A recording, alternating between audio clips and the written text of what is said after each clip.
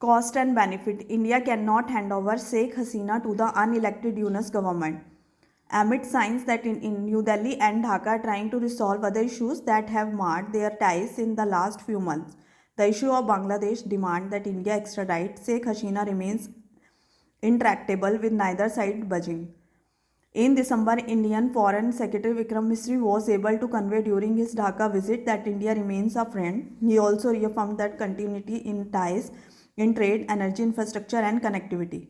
The two sides appear to have calmed the situation at the border as well. Finally, the government indicated to a parliamentary committee that while Hasina remains in Delhi as India's guest, it had no struck with her political pronouncements and messaging targeting Mr. Yunus. The situation seemed to shift last week as Bangladesh sent New Delhi a not verbal or diplomatic missive demanding Ms. Hasina's extradition to face trial for cases that include in corruption, and the Dhaka-based International Crimes Tribunal charged that she had perpetrated crime against humanity in ordering a police crackdown on student protesters. The India-Bangladesh Extradition Treaty of 2013, amended in 2016, sets out the course of procedures quite clearly, which need to be pursued through a more formal representation from Bangladesh to India. The note verbal appears to be meant only to assuage domestic political constituencies, while India's external affairs minister's response, not rejecting it outright, seems to be a non-escalatory way of dealing with the situation. While the legalities of the request can be the subject of protracted negotiations, it is important to ensure that the issue doesn't hold India-Bangladesh relations hostage. The Yunus government must understand that the history of India's relationship with Ms.